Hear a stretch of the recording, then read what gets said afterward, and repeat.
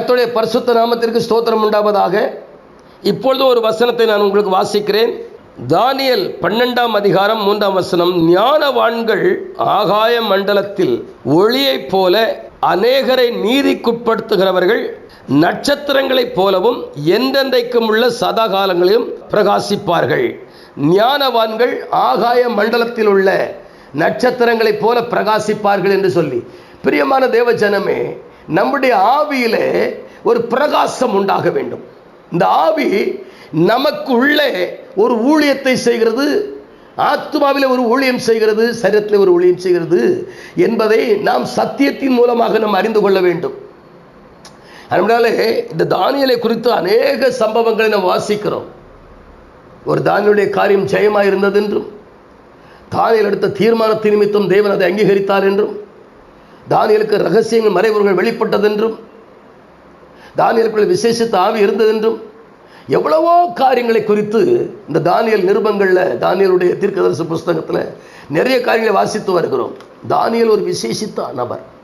அவருக்குள்ள இந்த நட்சத்திரங்கள் பிரகாசித்திருக்கிறது, வெளிச்சம், அந்த மகிமை அவருக்குள்ள இருந்திருக்கிறது. எப்பவுமே நல்ல கவனிங்களேன், மகிமைன்னு உள்ள வந்துட்டேன்னா காணும், அது பிரகாசித்து கொண்டே இருக்கும். அதாவது இந்த ரோமர் 1ஆம் அதிகாரத்தில் 21ஆம் வசனத்தில், அவர்கள் தேவனை அறிந்திருந்தும் தேவனை மகிமைப்படுத்தாமலும், அந்த மகிமை தனக்குள்ள இருக்கிற மகிமையை கொண்டு அவரை மகிமைப்படுத்தணும், மகிமைப்படுத்தாமலும் ஸ்தோத்தரியாமலும் இருந்து தங்கள் சிந்தனைகளினாலே வீணரானார்கள், உணர்வில்லாத அவருடைய இருதயம் இருளடைந்து போயிற்றுன்றார். இப்ப இருளடைந்த இருதயத்தை பிரகாசிக்க பண்ணணும், அதான் தேவனுடைய பெரிய திட்டம். ஆக இந்த ஆகாய மண்டலத்திலே சுடர்களை போல பிரகாசிக்கிற நீங்கள் அப்படின்னு வேதம் சொல்லுகிறது. பிரியமான தேவச்சனமே, நம்மை தேவன் எவ்வளவு மகிமையாக வைத்திருக்கிறார் தெரியுமா?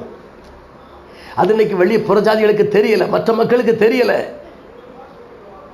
இயேசு கிறிஸ்தவங்களுக்கு தெய்வம்னு நினைச்சிட்டு இருந்தா எப்படி? அவர் சர்வலோகத்திற்கு சிருஷ்டிகர். அவர் தான் வெடிவெள்ளி நட்சத்திரம், வெடிவெள்ளி நட்சத்திரம், அவர் தான் நட்சத்திரங்க. நான் தாவீதின் வேரும் பிரகாசம் உள்ள வெடிவெள்ளி நட்சத்திரமாக இருக்கிறேன்னு சொன்னார்.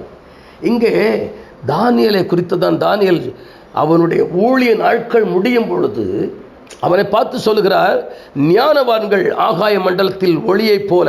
பார்த்தீங்களா? எங்க ஞானவான்கள், பரிசுத்தவான்கள், கர்த்தருடைய சித்தத்தை செய்தவர்கள் ஆகாய மண்டலத்திலே சுடர்களை போல, ஆகாய மண்டலத்தில் ஒளியை போலவும் அநேகரை நீதிக்குட்படுத்துகிற நட்சத்திரங்களைப் போலவும், அநேகரை நீதிக்குட்படுத்துகிற, சத்தியத்துக்கு உட்படுத்துகிற, தேவனுடைய வார்த்தைக்கு உட்படுத்துகிற. அப்போ எல்லாமே என்ன தெரியுமா? வார்த்தை, நீதி. நீதியின் மேல் பசிதாகம் உள்ளவர்கள் பாக்கியவான் என்றார். இந்த நீதி நமக்குள்ள வந்து என்ன செய்யணும்? நம்மளை அப்படியே உருவாக்கணும். எப்படி உருவாக்கணும்னா, தேவ சாயலாய், தேவ ரூபமாய், தேவ மகிமையாய் நம்மளை என்ன செய்யணும்? உருவாக்கணும். அதான் நீதி. அநேகரை நீதிக்குட்படுத்துகிற நட்சத்திரத்தை போல பிரகாசிப்பார். நமக்குள்ள அப்படிப்பட்ட ஒரு வாழ்க்கையை கர்த்தர் நமக்கு தந்து நம்மை ஆசீர்வதிக்க முடியாது. நம்ம ஒப்பு கொடுப்போமா? ஒப்பு கொடுப்போமா? இந்த உலக வாழ்க்கையில் நீங்கள் பிரகாசிக்கணுங்கிறதுக்காகத்தான் பிதாவுடைய திட்டம், சித்தம். அதனால் இதை அறிந்து புரிந்து நடந்து கொள்ளுங்க. கர்த்தர் இந்த வருஷத்தில் உங்களுடைய வாழ்க்கையை மாற்றி அமைக்க வேண்டும் என்று நாம் ஜெபிப்போம். மகா பரிசுத்தமும் கிருபையும் இரக்கமும் நிறைந்த அன்பு பிதாவே, ஆசீர்வதிக்கப்பட்ட அருமையான மனமகிழ்ச்சியான நல்ல காலை வேளைக்காய் நன்றி.